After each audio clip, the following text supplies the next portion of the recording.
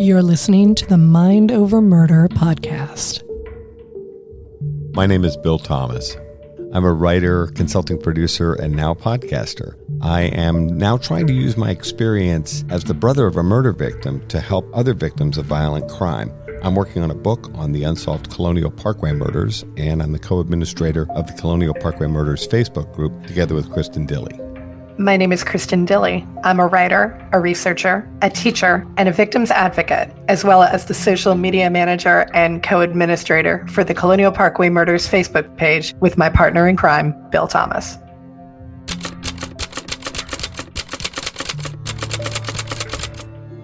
Hi, welcome to this week's bonus episode of Mind Over Murder. For this particular episode, we bring you back to one of two episodes we recorded with Chloe Canter in December 2020.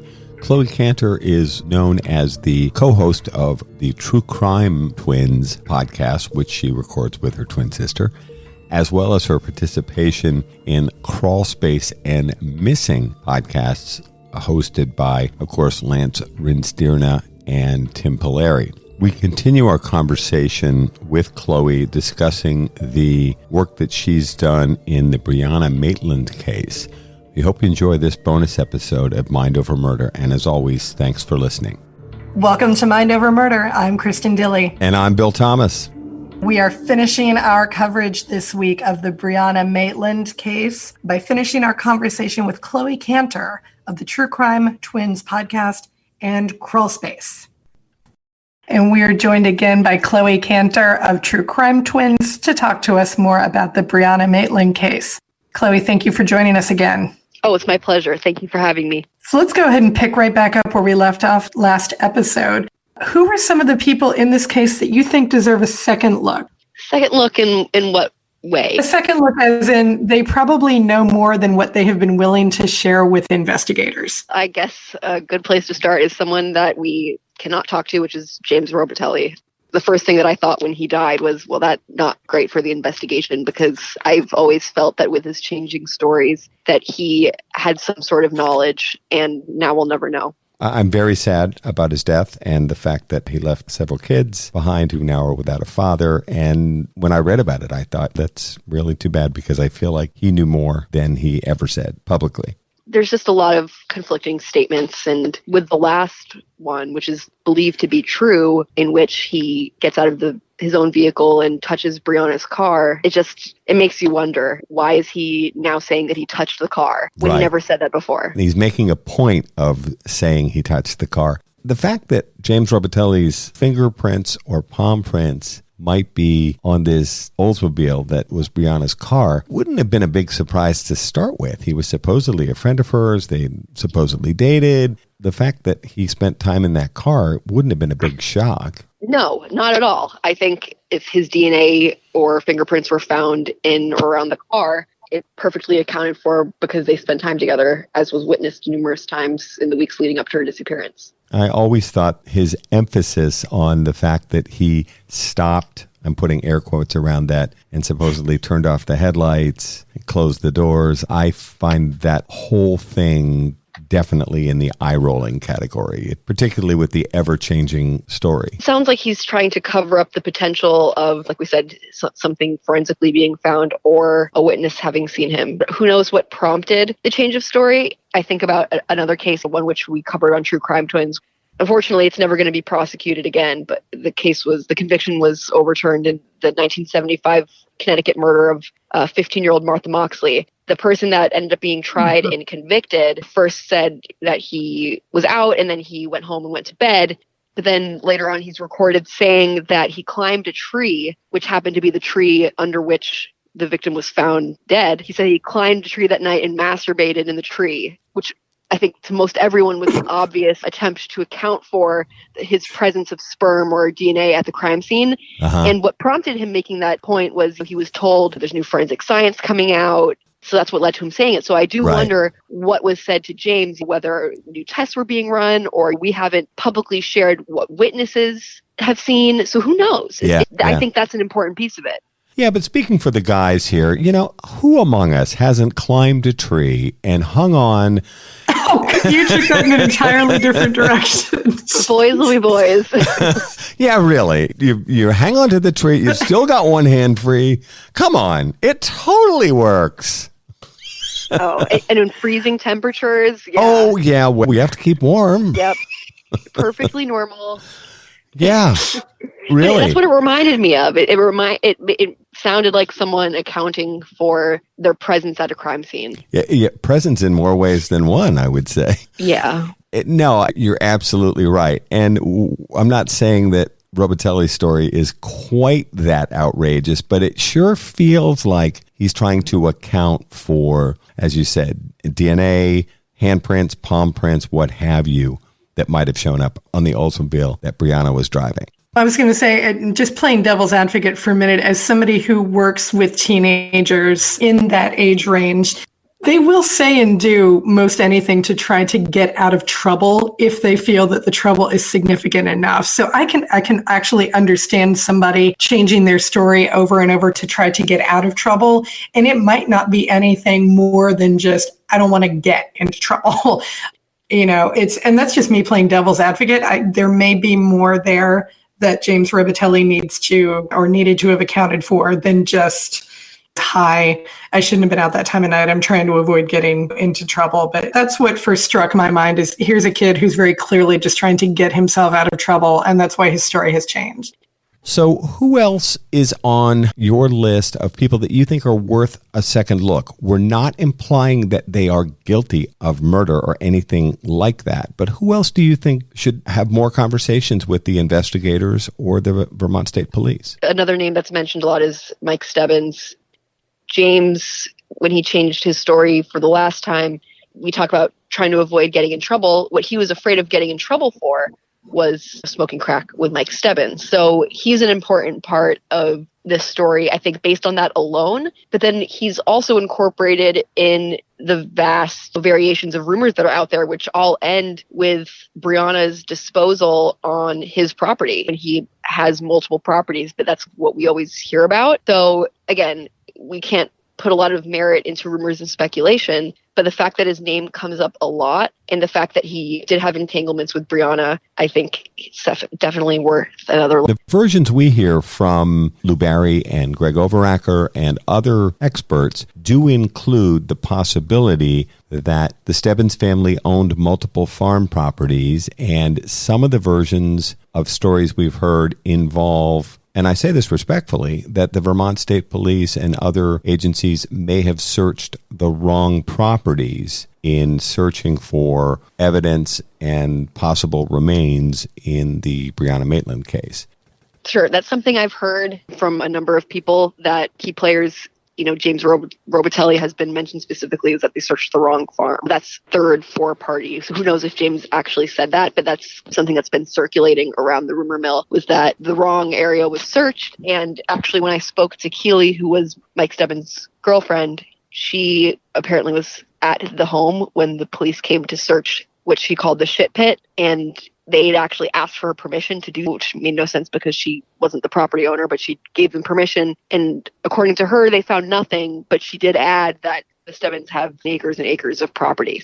You're referencing an interview that you conducted with Keely LaCrosse, who was Mike Stebbins' girlfriend. As we understand it, there may be a love triangle, or maybe it's a rectangle involved. Rectangle. It gets a little complicated. It certainly involves a romantic encounter between Mike Stebbins and Brianna Maitland when Mike Stebbins is supposed to be in some sort of dating relationship with Keely LaCrosse. According to Keely, the two were in a committed relationship for 2 years. And Mike Stebbins' place, that was where all of the girls in that friend group hung out. Like after school, they would just drink, party, smoke weed. And they always went in Brianna's car, because Brianna was the only one that drove and had a car, and she always drove Keely back to her aunt and uncle's house. So that was the dynamic. They were all close. Keely went to go visit her mother in Massachusetts and found out when she came back, I believe, from Hillary, who's James's sister, and Sydney, who was a girl in that friend group, had told Keely right when they picked her up that Brianna had spent the weekend with Mike. So Keeley goes home and confronts Mike about it, and he admits it and doesn't spare details. Keeley then sees Brianna spending time with James Robitaille, which makes her even more furious. Or James Robitelli makes her even more furious because she also had a past flame with James. When you say she had a past flame, this is Keeley having a past relationship?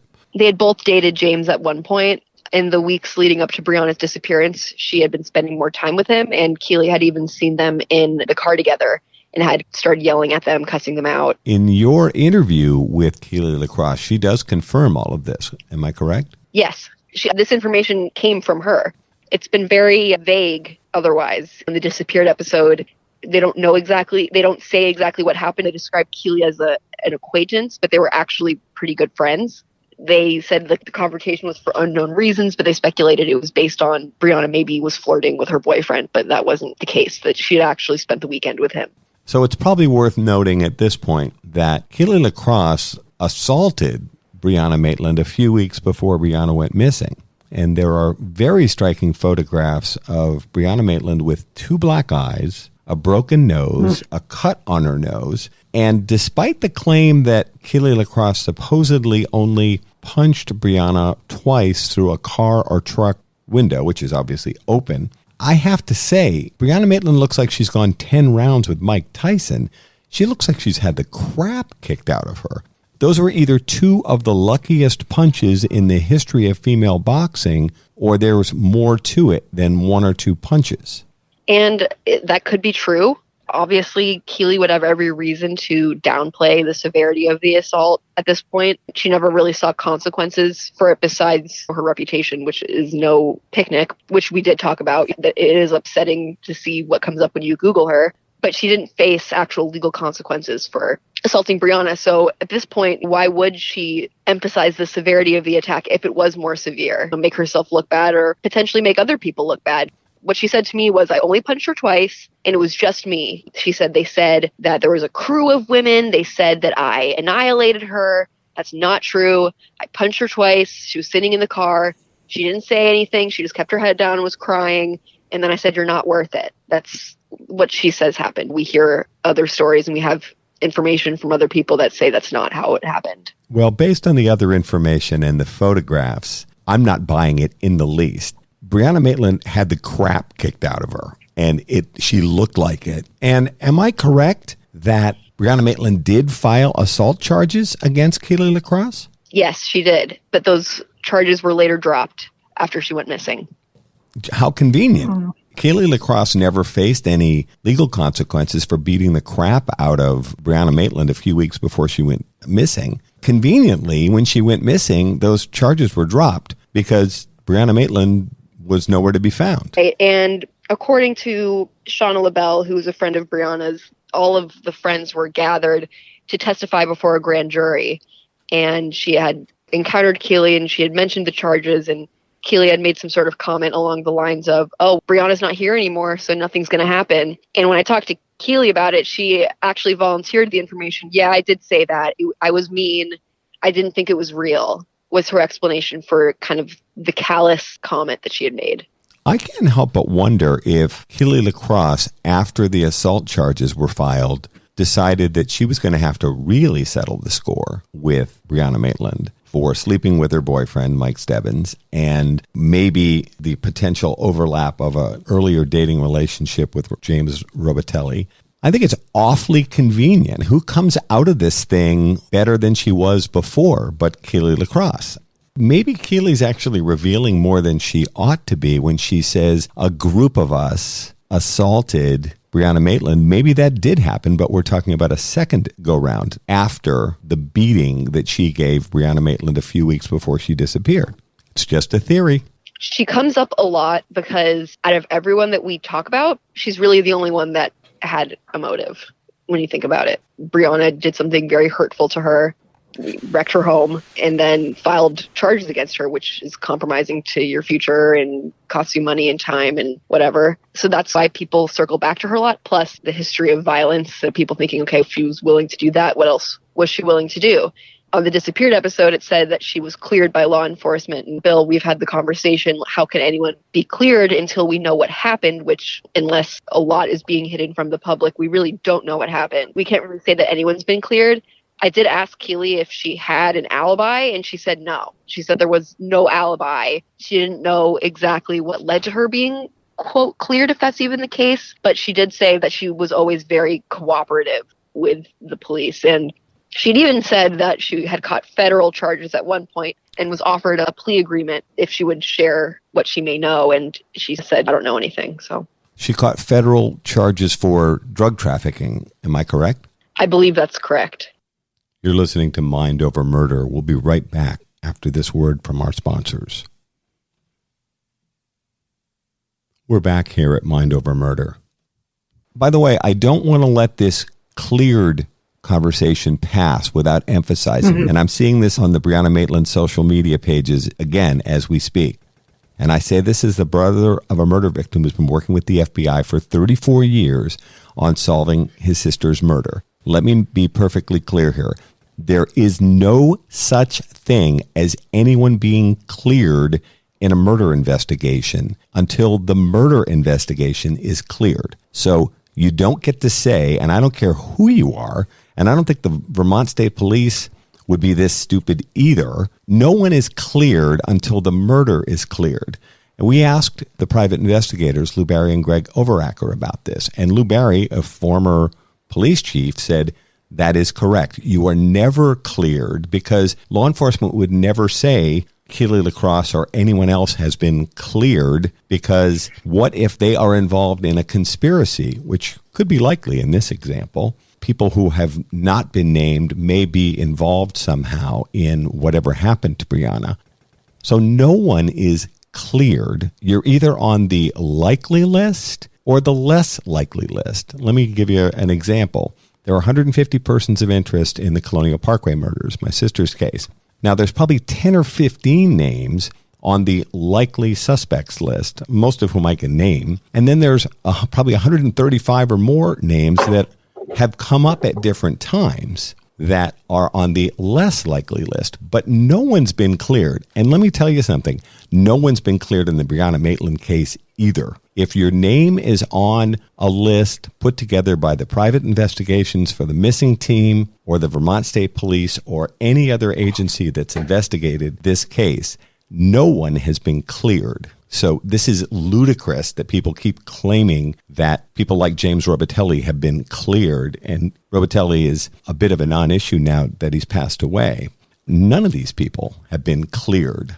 Well, and while I completely agree with you, I do think that those words were used by state police. I didn't hear it directly from them, but I just, from talking to the private investigators, talking to Bruce, I believe the words cleared have been used to describe Keely and James by the state police, according to the people that I've talked to. As someone that knows a fair amount about this, I think the use of those terms was inartful and inaccurate. And in our recent interviews with Lou Barry and Greg Overacker, they both emphasized that no one has been cleared.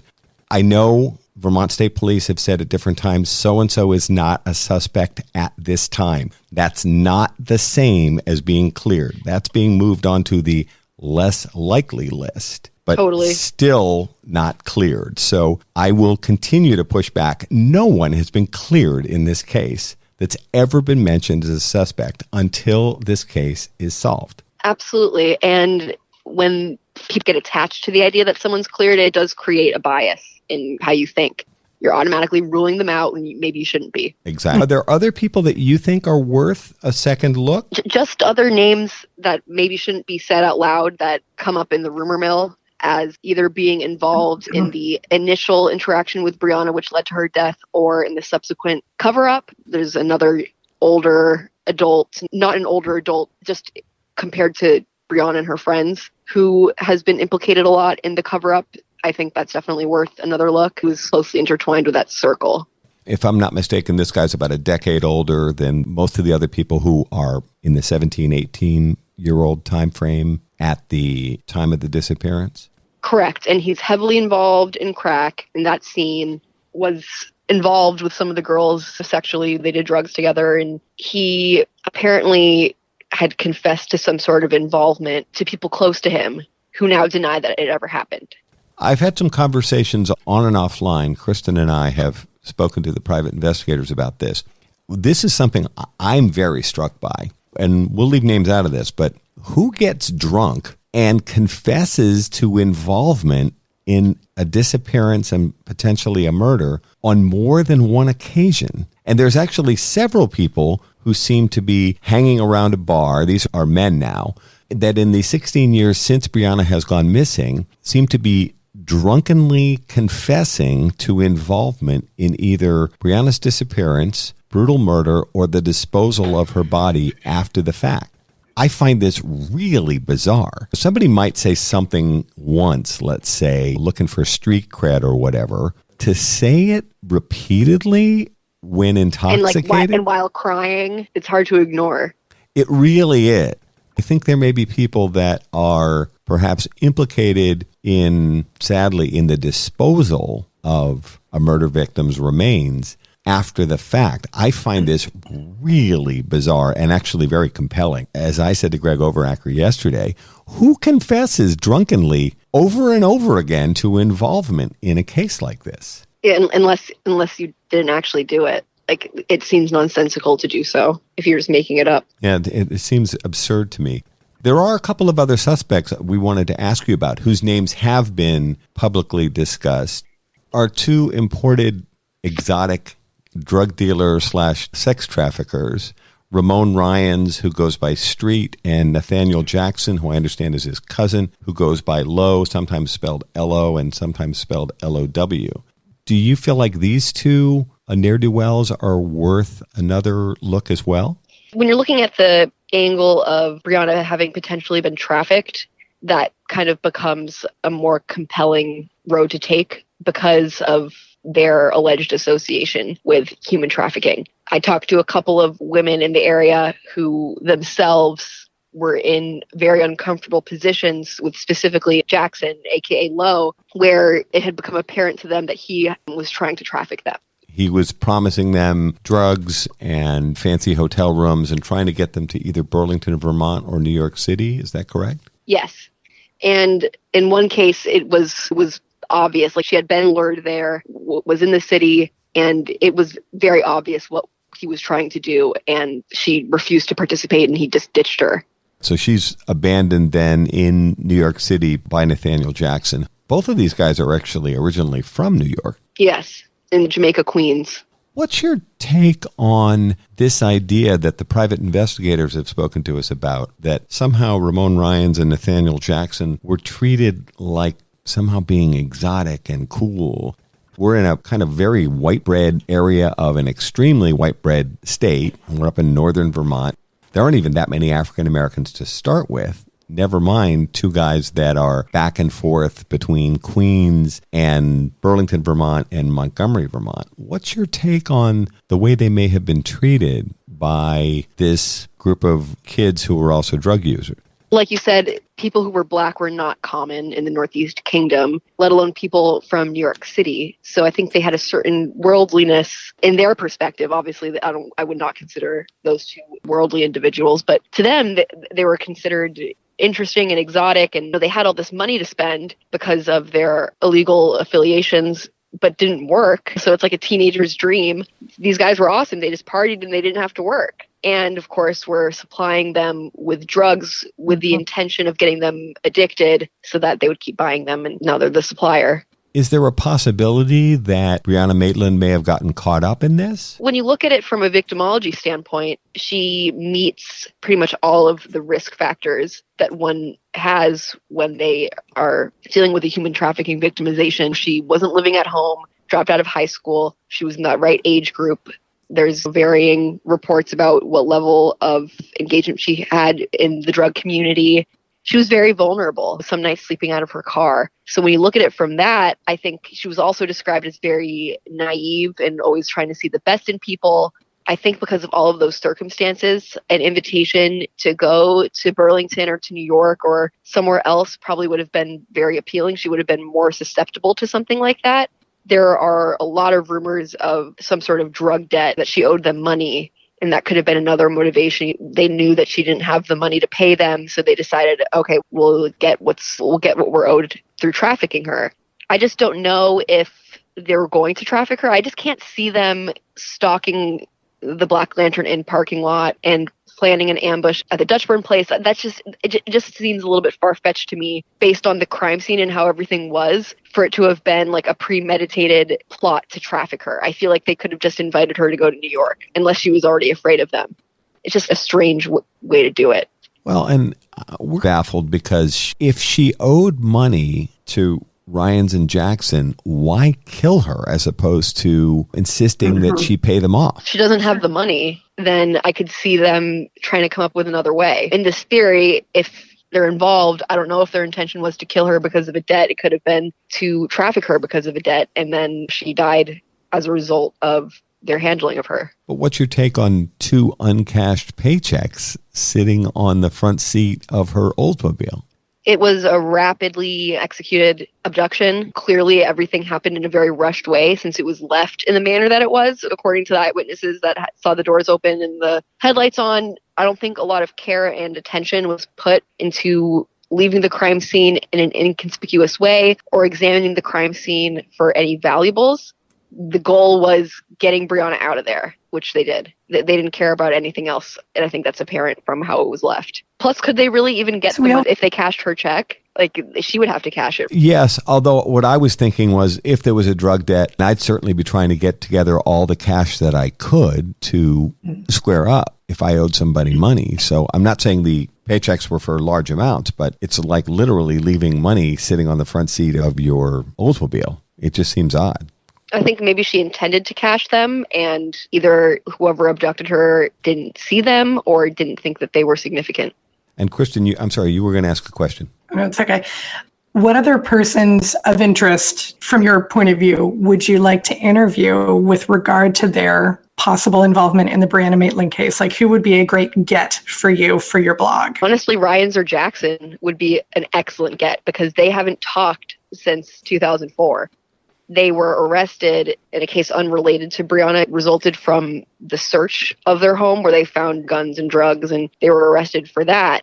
Ever since then, they haven't really been cooperative as far as I understand. They haven't been interviewed by the media. I know that Ryans was polygraphed back in 2004, and I think the results were apparently inconclusive, but an official said that it helped clarify things. So I have no idea exactly what was discussed. But the point is they haven't really been interviewed in a long time. And while they're not my top choices for suspects, I think that the theory is compelling enough that I would have a ton of questions. Ryans was associated with the disappearance of another woman who was found murdered. Yes, and it wasn't too long after either. He'd left the Montgomery area and moved to Burlington, moved in with his girlfriend, Legia Collins. And she was also involved in the crack scene and helped him with his trafficking. He actually reported her missing, and a woman named Ellen Ducharme ended up being convicted for murdering his girlfriend, Legia Collins. All of this happens with Legia Collins' disappearance and her remains being found. This is all in that same summer 2004 timeframe. June or July. But no one ever suspected Ryans of being directly involved in Legia Collins' murder. If they did, it didn't pan out. He's the one that reported her missing. He was never named a suspect or arrested for it. As I understand it, Nathaniel Jackson was busted for, I think, cocaine trafficking in the Carolinas at some point later. Yes, and he served time for that, as far as I understand. It sounds like we should have Old Home Week with Ramon Ryans and Nathaniel Jackson. It might be smarter for us to do a remote interview. But you were saying to Kristin, as in terms of an interview get, Ryans and Jackson would be on your short list. Absolutely. Is there anybody else that you'd want to talk to? Let's expand it a little bit. Living or dead, that you'd like to talk to about Brianna Maitland's disappearance? Dead, James Robitel. I think I felt that he held a lot of important information, and plenty of people disagree with me on that, but I think he would have been a really good get. This the other person that's implicated that we didn't name that we discussed, Mike Stebbins. There's some of Brianna's friends that haven't responded to me or haven't really spoken to me meaningfully that I think would be good to talk to, but most of them have been pretty cooperative. I'd also like to talk to Keely some more. I got that one shot, but haven't really been able to lock down a longer conversation since, even though she had talked about wanting to do a podcast. It's funny because we were very struck by your very informative interview with Keely, and you seem to be one of the very few people that's actually been able to talk with her on any kind of in-depth way. That's what it looks like, and that's why I really wanted to. That was like, we're talking about Getz. I felt that was a really important story to get a better understanding of, and I felt that my interview with her, assuming that what she's saying is accurate and true, I feel that it corrected a lot of myths or misconceptions, and it brought in a lot more to think about and just brought more insight into the situation. And I do feel that she talked to me a lot and was forthcoming and wasn't really filtering herself. You can tell when someone's being really careful with what they're about to say. I didn't really get the sense that she was talking fast. It didn't seem inhibited. Well, and some of the interview was pretty unflattering. It wasn't like she was trying to present herself as all-American girl. Not at all. And when you talk to other people that were friends with Brianna, I felt the need to ask questions like, oh, what were some of your favorite memories of her? Or tell me what you liked most about her. Tell me about her. I didn't even bother going into the touchy-feely stuff with Keely because that's just not what she gives off at all. She's definitely like a tough girl. Doesn't beat around the bush. Brutally straightforward, not a touchy-feely type. So you'd like to have her on your podcast, is what you're saying. Oh, I would love it. And I've told her that. She knows it, yeah. How does your sister and co-host feel about this? Oh, she would love it too. And you could hit her from two directions. You've got I don't know if other people would like it. I don't know. Being interviewed by twins, you probably just feel like you're being ganged up on. But Keely can handle herself, I think. These interviews that you were conducting with Keely, was this face-to-face or a phoner, or how did you do this? It was like a phone call in the middle of the night. It was not face-to-face. I had been trying to get her on the phone for a long time, and she was just always busy being a mom and working and going to school and stuff. So it's just really hard to lock her down. So I eventually got her, I think, after midnight one night, and we were just on the phone for a few hours. Interesting. And that was it. Yeah, and I just had my laptop open, and I was typing while she was talking so I wouldn't forget anything. Just the one time? Yeah, and we've had some Facebook chats, but it's a lot easier to actually have a conversation verbally. Are there other people like that were in that extended circle of friends that you'd like to have a conversation with? Most have been really great and helpful. Her friends, Katie Manning and Megan Jefferson, they were friends with Keely also and attended Keely's school. Brianna was a transfer student. She had started off at Missisquoi Valley High School and then transferred to Enosburg Falls, where all those girls were. From her previous school, she had other friends like Kira Trombley and Shauna LaBelle and I believe Jillian Stout she met in middle school. Those friends were very cooperative and willing to talk, as were Megan and Katie. There were a couple other ones that either said, I really have nothing helpful for you, just trying to be nice, but saying, screw you, move on kind of thing. Like, that just clearly didn't want to discuss it and just said they didn't remember anything. And there's one or two that just never answered me at all. I did try to talk to James when he was still alive and another boyfriend, but neither responded to my outreach. And were you mostly doing phone calls or email or everything? Social media, the whole 9 yards? Everything, yeah. I was trying really hard to get these interviews, especially seeing how productive they seemed to be. I just felt like you learn a lot about someone from talking to their friends. And I felt like invaluable insight was gleaned when you go back and watch our interviews with her friends. I feel like you learn a lot about her, about the crowd, about the area. It's important stuff. So the door is still open. I'm always willing to talk to people. I don't know. I can only speculate as to why they wouldn't want to discuss it. And of course, I'm not the police. So if they've already talked to the police, why would they talk to me? What am I going to do? I'm sure there could be some of that, but I can only speculate as to why they wouldn't want to talk. So ultimately, what do you think is going to solve the Brianna Maitland case? Is it going to be DNA? Is it going to be somebody confessing? What is ultimately going to break this case open? At this point, with cold cases, just looking at what has worked for other situations, it'll either be DNA or information. Maybe someone's ex-girlfriend will be scorned. Like maybe one of these guys will cheat on their girlfriend, screw up, and they know everything. And they're like, you know what? Screw this. Done protecting you. I'm going to get my $10,000 and move on with my life. That could happen, or maybe there will be a positive outcome with what's being tested by Othram. Full disclosure, Othram are a sponsor of the Mind Over Murder podcast. So their name does come up a lot, but mostly involved in the cases that they've been cracking all over the country. And I hope that the testing that's being conducted for the Vermont State Police will be productive. Me too. It does bring some hope when they're talking about something new being explored. And I think that it's entirely possible that we're talking about all of her friends and this tangled web. I still think that it's entirely possible that it was someone unknown to us and even unknown to her. And that it's also possible that the encounter which led to her being abducted was a chance encounter and not like a premeditated ambush. I am eager for the truth to come out. And I just think whatever it is, it's going to be really interesting to see what truthful story has glided through, slithered around all of these theories, not quite perfectly matching any of them. I can't wait until we finally know the truth and her family can get justice. Absolutely. Where can our listeners find you on social media? Give us all of your details. Sure. So I would definitely love for people to read the blog that you can find at Chloe from Crawlspace. My name is spelled CHLOE. From Crawlspace, blogspot.com. You'll find a lot of information there that you probably haven't seen before. For our show, it's the handle True Crime Twins on Twitter and on Instagram. We post a good amount, so definitely follow us and definitely check out the blog.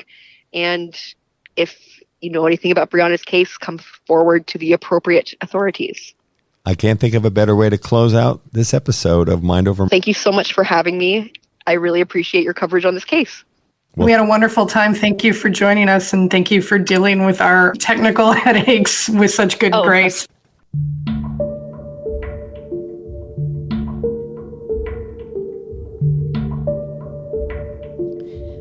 Mind Over Murder is a production of Absolute Zero and Another Dog Productions. Our executive producers are Bill Thomas and Kristin Dilley. Our logo art is by Pamela Arnois. Our theme music is by Kevin MacLeod. Mind Over Murder is distributed in partnership with Crawlspace Media.